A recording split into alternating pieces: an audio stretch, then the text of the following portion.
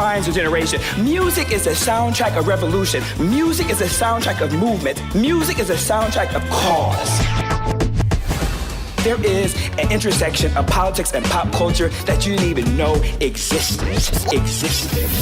There's some boy, some girl sitting in a cubicle along K Street, somewhere in DC. A boy, a girl sitting in a cubicle along a hill with a Capitol with a dome who has single-handedly decided what you wore today. Whoa. Mike Muse is an industrial engineer, a music executive, a political architect. He breaks down the intersection of politics and pop culture. This is the Mike Muse Show.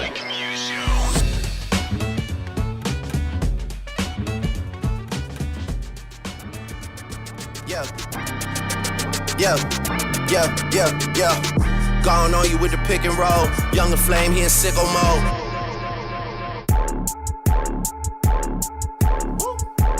Made this here with all the ice on in the booth. At the gate outside, when they pull up, they give me loose. Yeah, jump out, boys. That's Nike boys hopping our coast. What's happening, world? It's your boy, Mike Muse. And welcome back to the Mike Muse Show for another episode, man. I am so excited for this one, as always. I think that's my most famous saying now. I'm so excited for this episode. Listen, thank you guys for being a part of this journey. I'm going to say that to you every single episode. The love I get as I travel across the country from Atlanta to San Francisco to Los Angeles to Michigan, the streets of New York to DC. You guys are coming up to me saying how much you're enjoying the engagement, how much you're enjoying the show, and I really love that. I got to get to Iowa. I haven't been to Iowa yet, so maybe I can walk the mean streets of Iowa and have you guys hit me up, man. That'll be really cool. Let's just get right into it, man. This is what I'm going to call Election Eve. I know technically it isn't Election Eve, but this is going to be the one of the last times I get a chance to talk to you before you guys make that all-important trip to the ballot box and really vote for your candidates for these all-important midterms that's really going to determine and really put us in position for 2020. Can you imagine? We're already at the midterms. We're already at 2020. I can't even deal. It's already Halloween past. It's already time for Christmas and Thanksgiving. And so super stressed already, but all good because I got you rocking with me. So we good. So listen, as we get prepared to stand in the lines, I was just thinking, how can we approach this from a different perspective? Because, you know, we've been rocking already and talking about policies and what the issues are. And I was like, you know what? It's really interesting how we still have to stand in these long lines. And it's still so interesting how we still have to issue those hashtags, keep standing. And it's still so baffling to me that we're having all these voter registration problems. Think about what's happening right now in Georgia. It's really fascinating to me that with all this digital age that we're in, I mean, for goodness sakes, I use my cell phone for everything in terms of fintech, how I bank. I do all my transactions literally on my cell phone in terms of my ride services, in terms of my, shared Uber, whether it's a Lyft. I use all that on my phone in terms of how I communicate with my family and my friends. It's all on my phone. Everything I do is on my phone. My phone literally, as my boy says, Tyrone, is that it's his office. And so it literally is my office too as well. And I don't understand why we're not voting that way. I still don't understand why we haven't been brought into the 21st century in the digital age that we're in right now in voting. Now, look, I get it. Voting using your phone could be difficult, especially in the light of what we're seeing what's happening with the Russian elections and the meddling and all those big C words, the C being collusion. There is some risk that's associated with it, and I get it, but we have to start having that conversation. I feel like we're just not having that conversation. And so, me, the award-winning Mike Muse Show for Innovation, really wanted to take the lead on this conversation and bring it to the forefront. And I couldn't think of a better couple of guests to have on the show today to really help us lead us through this dynamic and this discourse of voter futurism. Is that a word? It's pretty cool, right? Voter futurism. As always, I want you to get engaged in this conversation. It's a two-way conversation. Hit me up on Twitter at I am Mike Muse, MUSNSAME, and as always on Sirius XM at SXM. Let's just right to it. My friend is on the line. I do call him a friend, and I know we're supposed to be, unbiased, and I totally get it. But listen, he's the perfect person for me to have this conversation. On the phone with me is the current candidate for the current Democratic candidate for Lieutenant Governor of the state of Michigan, my home state, pure Michigan hashtag, Mr. Garlin Gilchrist. What's happening, Garlin? Mike, it is so good to be on here with you, man. I'm excited for this episode, too. Yeah, me too, man. Talk about full circle, man. Just first of all, go blue, buddy. Absolutely. We took care of business against Michigan State a couple weeks ago, so everything is good. Yeah, and Ohio State, man, they're done, man. Their reign is over, buddy. Like, the blue is back. I'm already, like, Googling where the national championship game is going to be at. You know what I mean? I'm just like, let me book my hotel rooms, man. Bring on Bama. We want Bama. Absolutely. Ladies and gentlemen, I just want to let you know who you have on the phone right now. So I had known Garlin when he was in high school. I was in college, and I was programming this weekend at the University of Michigan for prospective high school students to come and just learn the ways of engineering and learn the Michigan way. And Garlin's mother, Mama Gilchrist, man, she's absolutely awesome. She made sure that I knew about her baby boy named Garlin Gilchrist, and to make sure that Garlin was part of the program. And obviously, we put Garlin in, and Garlin had just been this rising superstar. He's one of the smartest individuals to come out of the University of Michigan, in my opinion, and the opinions of all of our peers. Garlin is a dad. He's an organizer. He's an innovator.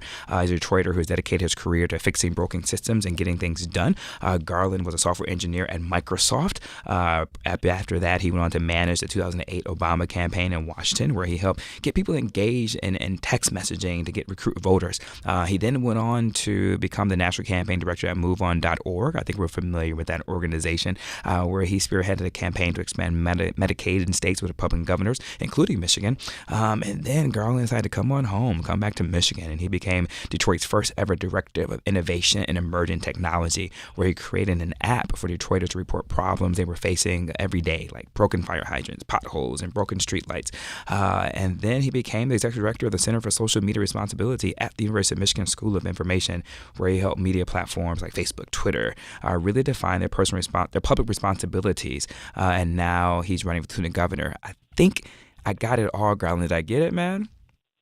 You got it, man. It's really all this is about, Mike, is ever since I met you and was inspired by your leadership as not only a technical person, but a person who had a social conscience and perspective, I've been trying to marry all the training and education with this, how do we help people's real lives get better? So that's what I'm about. Which is what it is. And I think, ladies and gentlemen, you heard the theme of just technology. And Garlin, I know that before you became a candidate for lieutenant governor, you was a candidate for city clerk. Why was it important for you to make that transition? Because you were already doing the director of innovation for the city, and the first time that had been in position. Why did you decide to run for city clerk? Ultimately, you didn't win, but there was another door that was open for you, obviously, where you are right now. But why was it important for you to be city clerk, and what was your thoughts in running? Sure. So I, like many people in Detroit, my hometown, voted in 2016 and had a really bad experience. So regardless of the fact that, Donald Trump became the president, we had these long lines at the polls, these broken voting machines, and people running out of materials when we were trying to vote. And people in the community actually challenged me to step up and try to use everything that I've learned to solve that problem. And that's really important, that we have people with not only technical experience, but also just, again, a social consciousness, people like yourself, stepping up into public service, because we need to bring our public services and our public sector, the government itself, into the 21st century. And we need to make it more responsive and more better able to listen to people and respond to their needs. And so that's why I ran for that office, because it's really the front door to the democracy. And whatever city you're in, your clerk's office, that helps you handle your records, helps you handle how you participate in the voting process. And so that's why I stepped up for that office. And although that wasn't successful, it taught me a lot about campaigning. And so as I run now across the state with my running mate, Gretchen Whitmer, who's running for governor, I'm having that same conversation and bringing this message about what can we do to make our government more responsive and truly be a 21st century operation.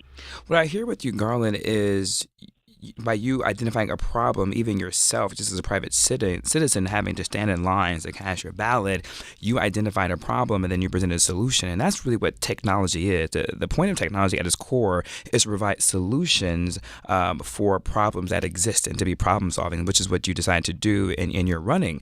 But now as you take that experience, both in combining the technology aspect of you and then the public service aspect of you, now you're rolling it into the lieutenant governor, and now we're going statewide with it. What do you hope to bring in terms of all your background of experience, your experience in what you were running for in terms of city clerk? What do you hope to bring that to the state capitol's office in Lansing, Michigan, in order to help move not just the state of Michigan, but to begin to translate that conversation forward nationally to bring our elections into the 21st century perspective? I mean, like, this starts with a really basic concept of trust. There are so many people who you may hear from, you may see polls or public opinion that talks about people losing trust in institutions. And I think people don't trust what they can't see and that they can't have a positive interaction with. And certainly in the state of Michigan, we've had people, whether it's in Detroit or Flint, Michigan, just have the worst experiences with the state government. So for me, it's about using the training and the resources and the experiences that I've had to help rebuild trust in this institution by making it better able to hear people, better able to listen and respond and respect to people's needs and situations. And so really that's the principle that this is about. So whether that means being more responsive because you're more available on a mobile phone platform, or whether that's being more responsive because you're able to actually answer people's questions and you can train people to do that in person or online. It's just about how do you rebuild the infrastructure so that the government can interact with people better and people can interact with the government better. How important is technology for that? Because technology usually allows that notion of transparency. It also, too, allows a notion of communication and more effectively communication in real time. How important is technology in your platform with the gubernatorial candidate Whitmer and you moving the state of Michigan forward? Well, it's really critical because we have to, so a lot of people in the public sector have not had a lot of experience understanding how people are using technology day to day. And so we really want to push the envelope and say that we know that you're using your devices for certain things, you're using your devices to get information and then make transactions. So how can we make those same kind of interactions that you do with the government simpler and more available to you? And that is a technology challenge. But as you mentioned earlier, technology is a tool to solve a problem. And so we want to be very thoughtful about the problems we're approaching and the inconveniences we're trying to address. But it's going to be at the core. I mean, one of the reasons why you have a person with a computer engineering degree and a computer science degree working at this level of government is because you want a problem solver. And you and I know from our engineering training, all engineering is solving problems and making systems work for people. And that's really how I want to approach governing in the state of Michigan. The reason why I'm excited for your candidacy, Garlin, is because looking at, as you know, I'm also a big policy and political geek. I love literally watching C-SPAN. And so I enjoy watching all like the Senate hearing committees. And there was nothing more troubling for me than watching the senators grill Mark Zuckerberg, the CEO and founder of Facebook, on the uses and apparatus of Facebook. Now, look, however individuals feel about Facebook, whether it's good, it's bad, whether it's been hacked, I don't want to get into the weeds of that. But just at its core, you had these senators just really unaware of how Facebook really operates. And the uniqueness about that is Facebook isn't even one of the most latest iterations of social media platforms that a lot of individuals are actually using. So if they're unaware of how Facebook is really interacting and using, they most certainly are unaware of all the other apps that the majority of Americans are using on a day-to-day for not only personal interaction, but also to how commerce is getting done, which then lends itself to Garland to the whole notion of future of work.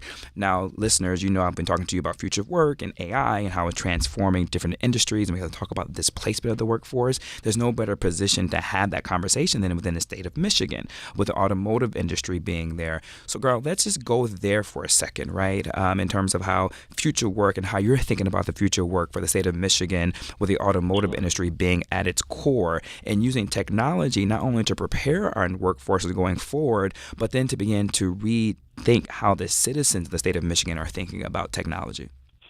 Well, I think we have to start early. So I'm going to take it back to my personal story. So when you met me when I was in high school, the reason that I even was in a position to participate in the program that you put together was because I had been exposed to this thing called engineering when I was in middle school.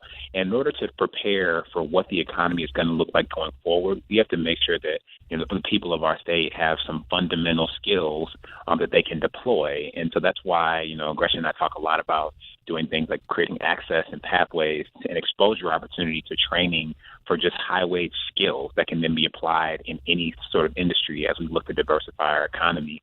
We're really trying to have an honest conversation about what that future economy looks like and the types of jobs that are going to be available, and ensuring that we can give people access and exposure to how they can prepare for them. So we're going to be real. We're not going to try to, pretend like the 50s are going to happen again.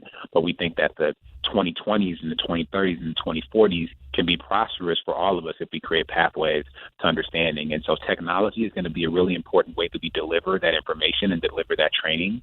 And we're also going to need to meet people where they are if they still have some reticence on technology. But the good thing about a cool and a scalable technology platform is if it's working well, it actually frees up your human resources to meet people in person. So we really want to show that Michigan to be a model to combine that method of bringing people forward so that we are prepared and not afraid of the future of work and the future economy. And I think there's also been some really good work and research done on this, whether that was our friends at the Ashman Institute in particular, their Future of Work initiative, and I've had a chance to participate in some of those conversations, and so I'm excited to really try some of that stuff out here in Michigan.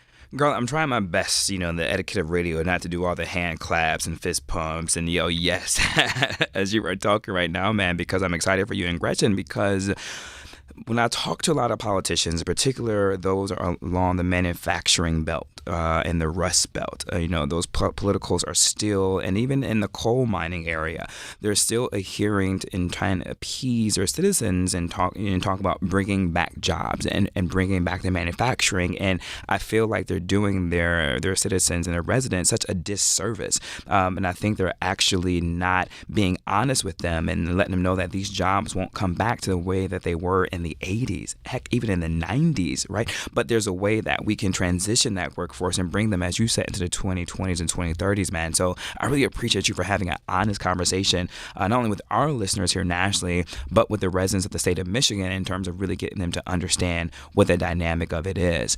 With that, look, we don't fear the future. We don't fear the future. Gretchen Whitmer and I do not fear the future. And people in Michigan historically have not feared the future. We've owned it and defined it. And I think that's really what the opportunity is. And so we need to be bold in this moment and not get scared and crouch in a defensive posture. We need to say that we're going to figure this out and we're going to enter boldly into that future. And that's what our administration is going to be all about.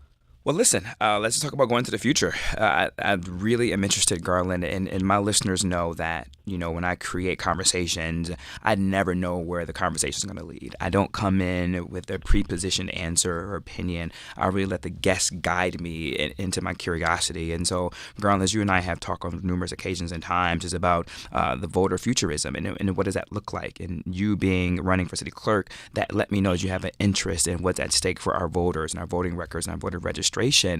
Are we ready as a society to actually go to electronic voting? And before you answer that, what I'm thinking about is, even in the context of that question, I'm thinking about all those who work on the assembly lines in Detroit and Flint and in Lansing and in all the manufacturing plants who may not have the ability to take off work, right? And how easy it could be for just to click a button maybe on your cell phone, right? How easy it would be to get more millennials and young folk engaged in the process of voting if they can just literally sit at their local coffee shop or their local craft brewery town hall and just click a button maybe on their couch while they're playing Fortnite. So talk to me a little bit about your thoughts around electronic voting.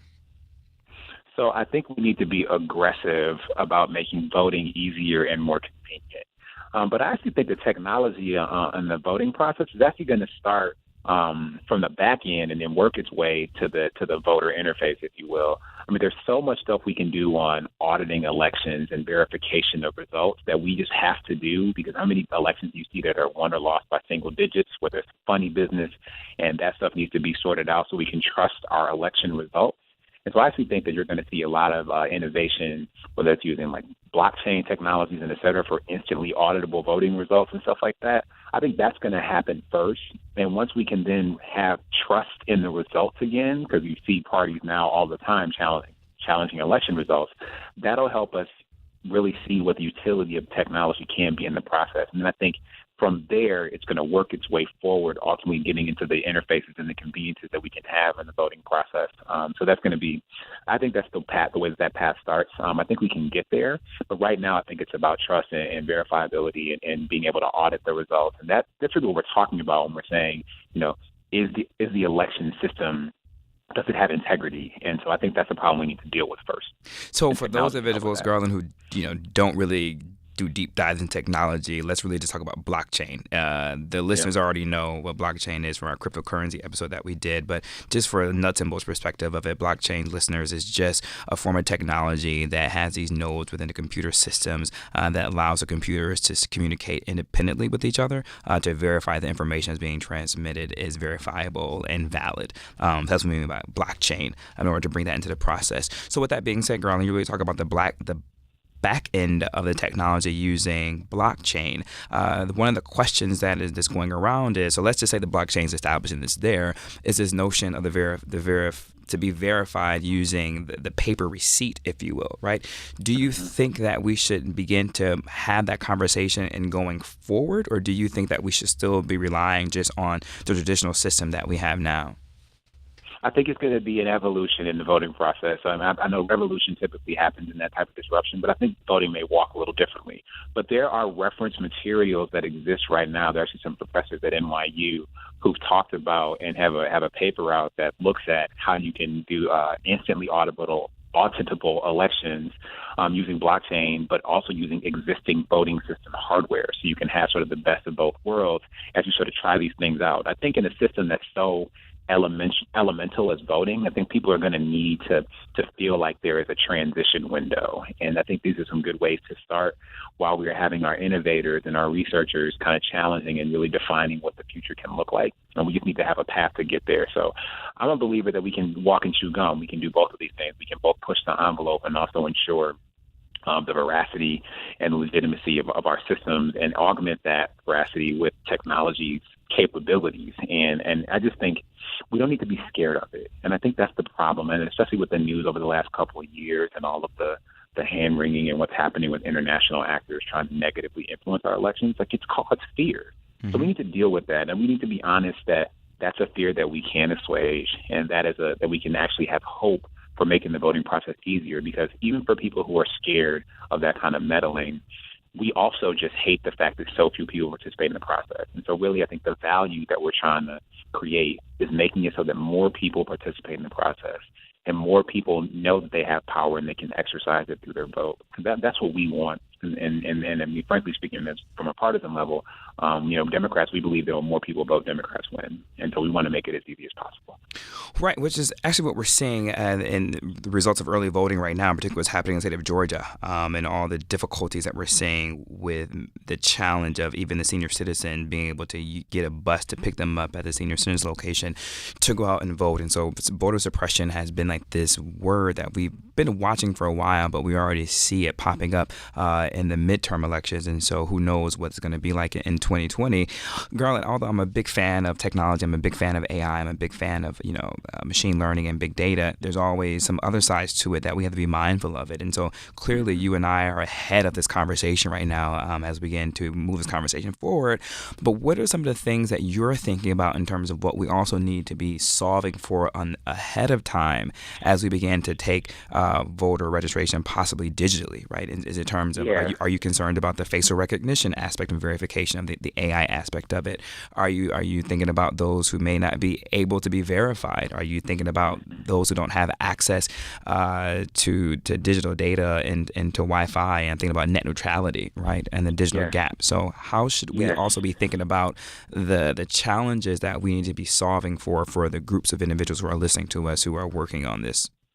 Sure. So I think, first of all, again, this goes back to trust. And I want to go back to my comment about the technology coming from the back end forward, because if you look at some of these voter suppression tactics, these purges and things like that, those are happening at the system level, not at the sort of voting interface level. So that purge, that exact match type of policy, that's a system level change. And so if we can have technology to defend against that or to design so that that's not possible and that we are not enabling that sort of discrimination against voters, those are technical problems that we can solve that can rebuild and restore people's trust in the process. Now, for those of us who don't have consistent access to this sort of technology or to the internet, I mean, that's real to me. I'm sitting here in Detroit, Michigan, a city where 40+% of homes don't have broadband internet access, or in the Upper Peninsula of Michigan, where that number is close to 50%. We need to think about access in a real way, and that's why this is really, I think, an evolution, not a revolution, that says that, again, if we have systems that work well, we can service people to whatever voting interface suits them best. There are states in this country right now, like Washington and Oregon and Colorado, that vote by mail. That's a different voter interface that leads to a more convenient voting experience that increases voter turnout. We can take steps like that utilize technology in a different way to also increase voter turnout. So, again, I enter this from a spirit of optimism that says that we can deal with these sorts of challenges. We can do it in a way that people will still trust and is accessible to them. I don't want a senior citizen to believe that I'm going to try to get a robot to vote for them. What I want them to feel is that whenever they are ready, they will have the information they need to make an informed choice, and they'll be able to cast that vote in a system that they can trust. And that's what we're working towards. I know you said something. You talked really fast. I want to make sure that point didn't get overlooked, and I'm going to double down on it. If you can repeat that stat again, where you said Detroit has 40% access to broadband, and UP has 50%. Is that what you said? According to some studies, as many as 40 to 45% of homes in the city of Detroit do not have high-speed broadband internet access at home, and that number gets closer to 50% in the Upper Peninsula of Michigan. And so for those individuals, and the reason I wanted to double down on that, Garlin, is for those of us who may not have been to the state of Michigan, obviously Detroit is a urban city, and the Upper Peninsula is a very rural city. And if you can look at it, the margin is pretty much the same. 40 to 45% Detroit does not have access to broadband, and 50% in the rural areas of the UP or Upper Peninsula, which is rural, doesn't have access to it. So this is an issue that affects both urban cities as well as rural communities too, as well, broadband and how it's effectiveness in that. And so that is in one ways where we are all the same when it comes to that.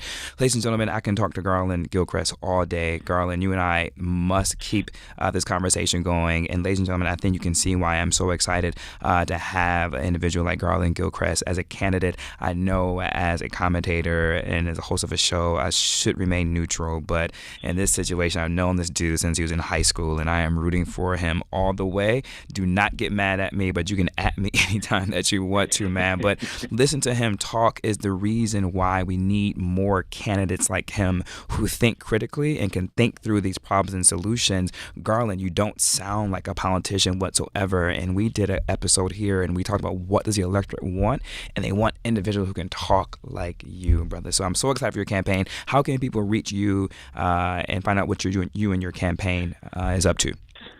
So I really appreciate you, Mike, and your leadership and your vision. And so always going to make it my business to come back and build a relationship with you and your listeners even after we get in office.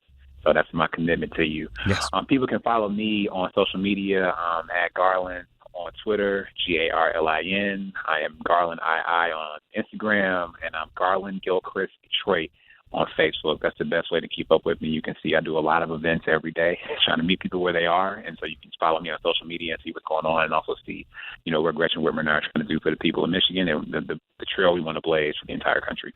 Well, Garlin, man, good luck in the final 6 days, man, you have left, man. Good luck to you guys, and I can't wait to talk to you when you win. I'm putting it out there. At me, people. Ladies and gentlemen, you've been listening to Mike Muse. You can hit me always at I am Mike Muse, M-U-S and Sam E on Twitter and Instagram, and always at SXM Insight. Stay with us. We got another dope guest coming up, following up Garlin, man. I don't know how anybody can follow up behind you, brother, but let's see what he can do.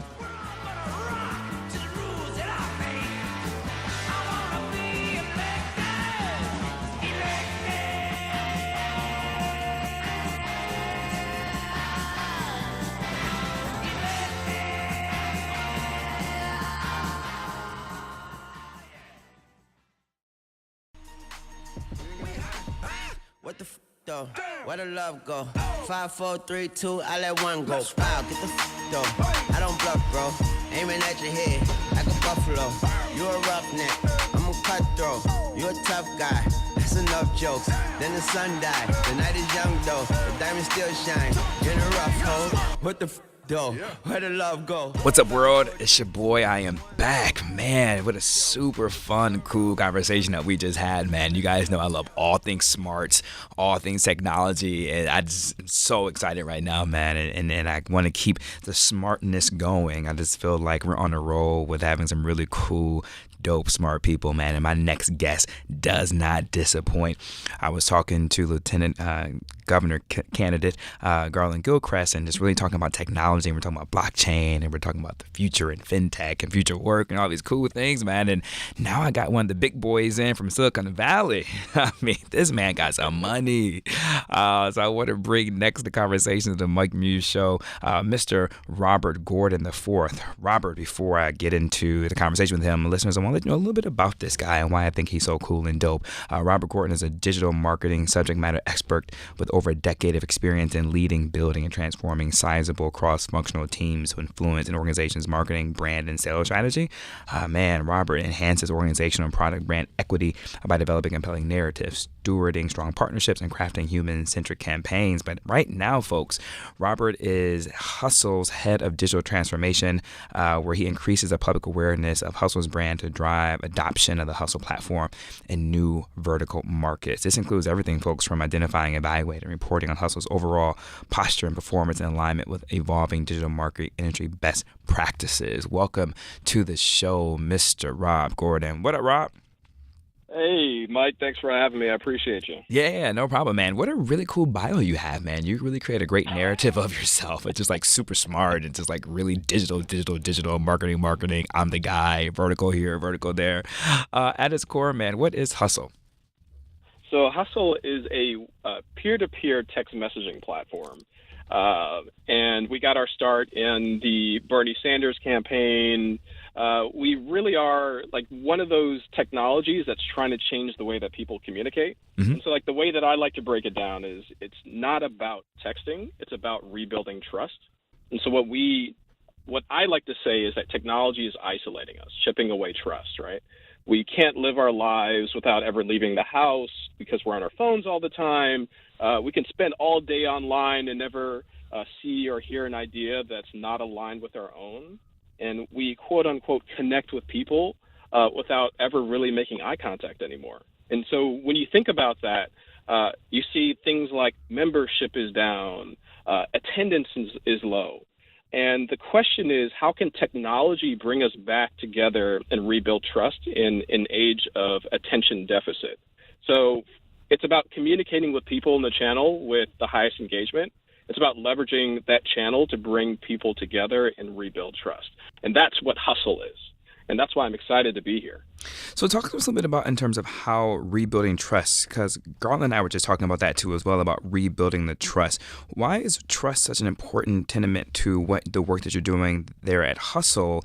And in terms of engagement, how are you guys making it more personalized in your communication versus the standard email blast that we may get from our political candidates?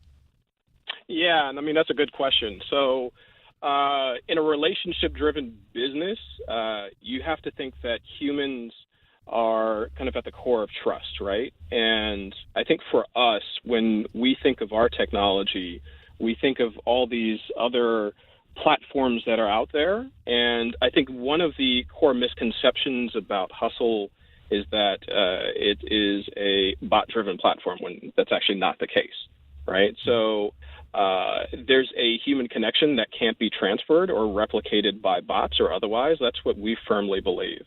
And this is why we were founded, right? So one-to-one text messaging was designed to humanize the way that organizations and campaigns communicate with people. So many of our clients think that we're actually anti-bot.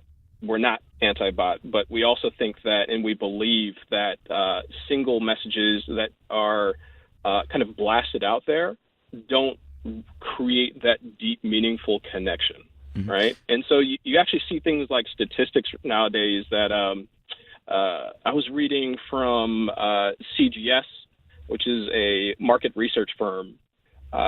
They ended up polling a whole bunch of folks from the United States and the UK, and what they ended up finding was that over 60% of people in the United States preferred to talk to a human being than over a bot.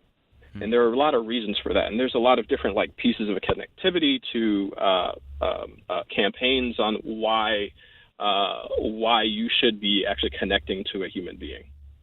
So we're, as you know, this conversation is about voter futurism. And before we even get to the voting aspect of it, so essentially what Hustle is that part before you decide to vote is how you're going to vote. And so you guys have created this technology, which is very futuristic in of itself, that's allowed for better personalized communication between the candidate and the campaign and the potential voter that is out there. And the reason why I like where we're going with that, Rob, with your company is because although social media gets a bad rap, right? It gets a bad rap from terms of like it's eliminating the one-on-one text in terms of picking up the phone and calling somebody or meeting someone up for coffee, right? But there is this notion, at least a feeling that you are tied to individuals, right? I feel like when I see people out in the streets, I'm like, oh, I just saw what you did last week. Happy belated birthday. Yep. Your son or daughter looks amazing. Congratulations on the first day of school of kindergarten, right? So I feel like I'm up to date with them. And so I think now this new narrative of social media and technology, we've become to adopt that as our norm. Now, whether that's good or bad, I'm not here to make the judgment call on that. But this next iteration of social media does feel a little bit more personal. And I feel like that's what Hustle is mirroring right now in terms of making that voting, that type of empathy, if you will. Absolutely. And I think it's important to note the genesis of our company to better understand the value we see in personal relationships. So Hustle was founded 3 years ago through a marriage of technology and activism. So one of our co-founders was one of the first engineers at Facebook, and the other organized for the Obama campaign. And so they really saw a problem with the way that people connected to institutions and the way that institutions connected back to human beings. And as you said, mediums like social media, email, direct mail, television, and phone calls have kind of jaded people, jaded voters, because what you're seeing is through those other channels, we are seeing historically low engagement rates. And that hinders building genuine relationships. So, right. On the other hand, our founders recognize that SMS text is the channel with the highest engagement. Right. So our data shows that texting has over an 80% open rate, roughly over a 15% response rate, and is the highest click-through rate of any medium out there, which is really interesting. What's interesting about that, though, too, as well, Rob, is it goes on to authenticity. Whether or not people want to agree with Trump or disagree with Trump, I'm not here to mitigate that. There was this authenticity that individuals felt about him from the perspective of he wasn't on talking points. He wasn't on message. He didn't, wear the perfect suit every time he showed up somewhere. He didn't have the perfect language, right? So there is this the sentiment of authenticity that is needed, which is also why a lot of individuals believe Beto O'Rourke is really taking off right now in Texas because he has this authentic feel, if you will. So it's interesting how you guys are using SMS to really translate that authenticity.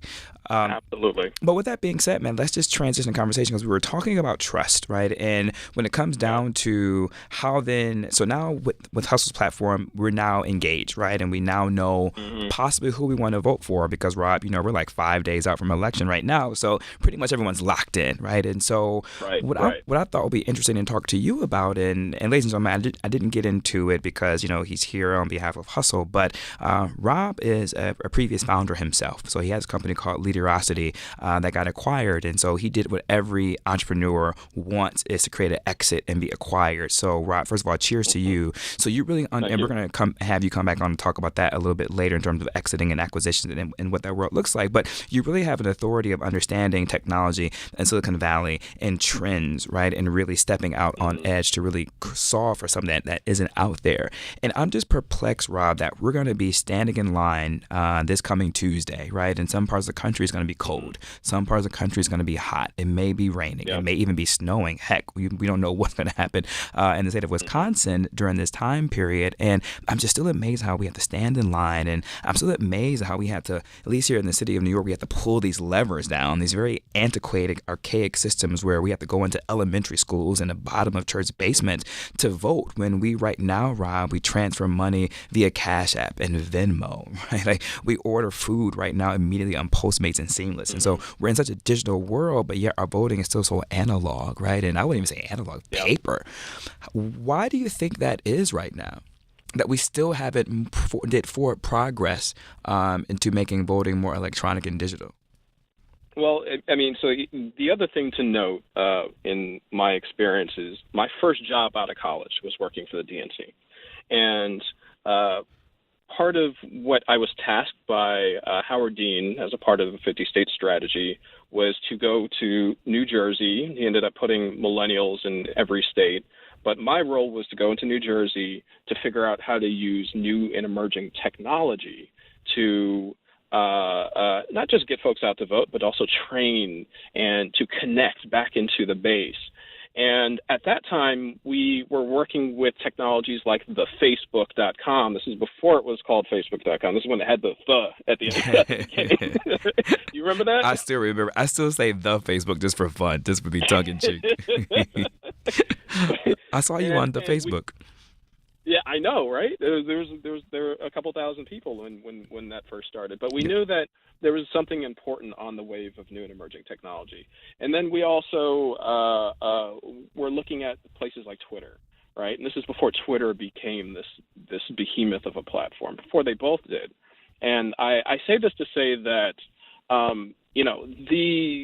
there's an ever-changing wave of technologies that continue to be introduced into the market, but in terms of the political spectrum, it takes a while for user adoption, for things that seem so against the grain, right? And when you think of like massive changes, Facebook and Twitter were huge at the time. And I even connected into my current job. I would have loved to have had Hustle back then. Back when this is back in 2006. I would have loved to have had Hustle to like figure out how to deeply and more in a more human way connect with the folks on the voter roll, right? And so when you think about the future, 10 years, 20 years down the road, they're just, you have to understand that it's just deeply challenging to introduce complex systems into a voting process, right? And I think that's what you're trying to get after is that for your question is like how are we at its core?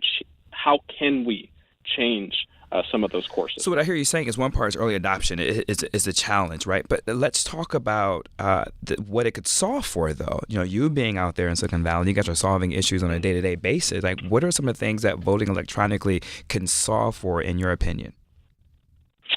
So voting electronically is just really interesting, right? Because I think there are two schools of thought. There's like the school of thought where, yes, let's do it because it provides equitable access to voting, right?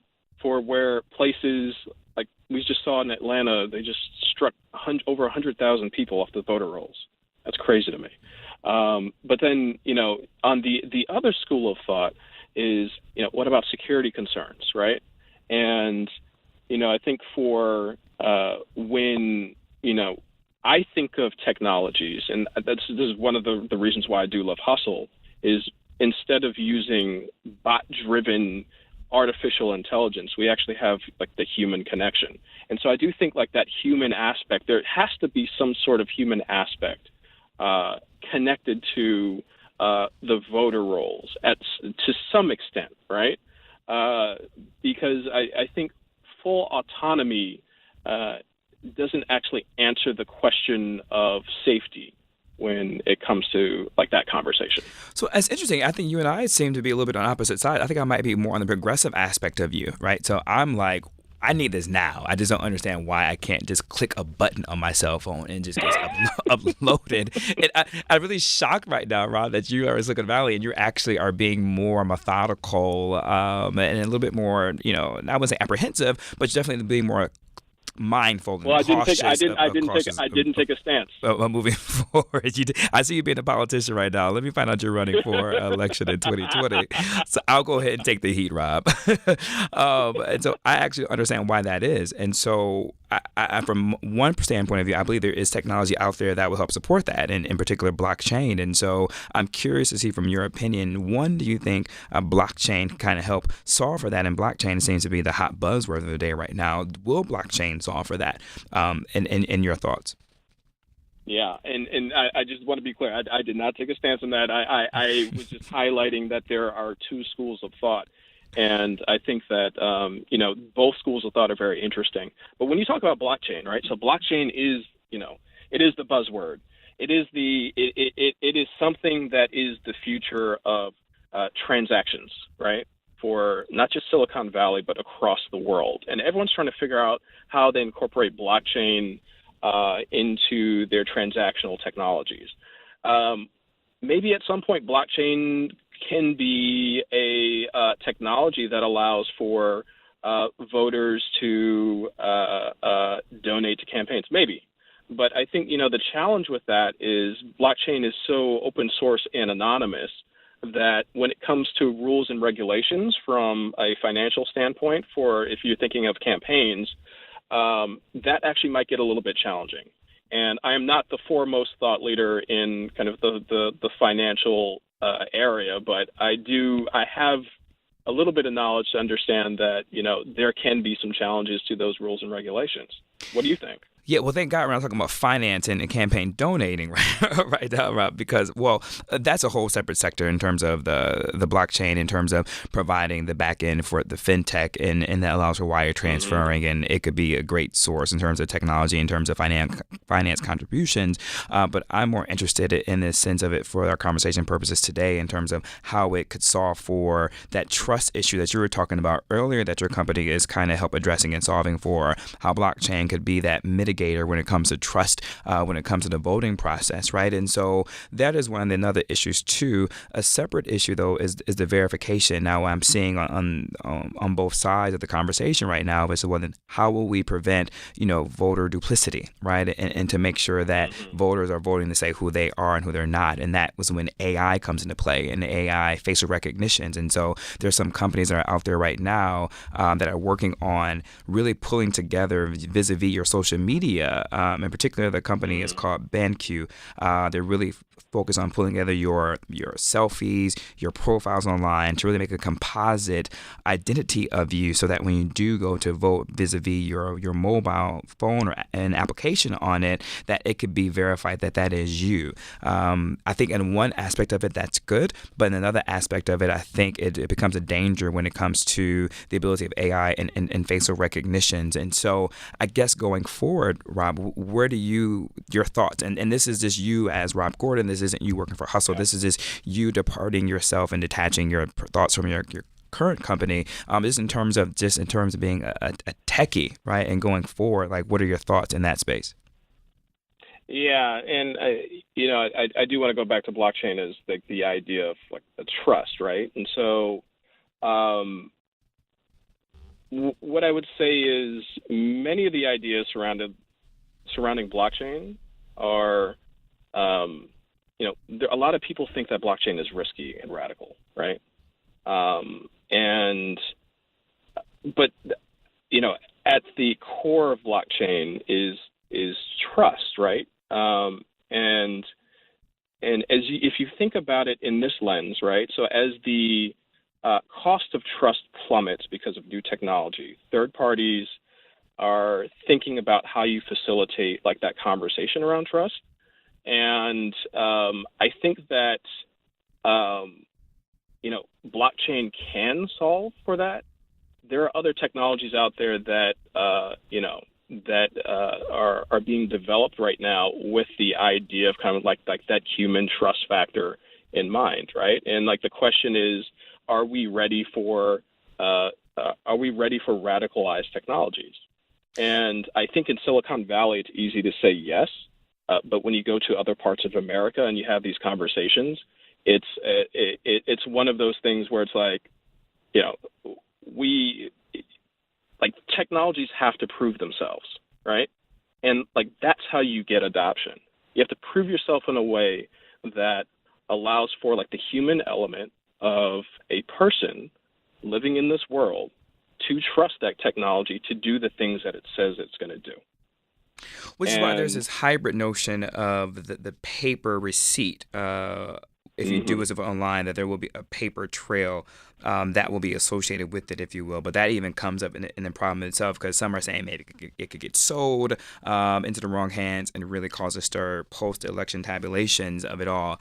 I guess from a 30,000 foot perspective, just from my perspective, man, and my listeners know I'm a little bit more aggressive on it. I just think that the time is now to start thinking about voting digitally. And I think not only is it time now, we can no longer begin to count ballots by hand and by paper. The timing that it takes and the number of people who are left out of the system and the thought process for that. And I think technology will allow to solve for that. And I think as long as we're having conversations like this, we can be mindful of the use cases of it and to make sure that the algorithms or the AI or the voting apparatus or the apps really solves for those issues of verification. It can really solve for those issues of bridging the digital divide between urban communities and rural communities to make sure that it's there and it's safe. But I think it just starts from, us moving past what came first, the chicken or the egg, in terms of the trust issue, and just actually saying, this is what we need to do as a nation. We need to move forward, and now let's just figure out how it can be done. I think I might be a little bit ahead of that, but I think that's where I'm really trying to take the conversation just as a nation in terms of voting for the future. I know, Robert, we're winding down right now, but to wrap up, I'm curious of your closing thoughts. By you working with Hustle and you working with the youth and the SMS engagement, do you see the millennial category as being more open to adopting voting vis-a-vis technology?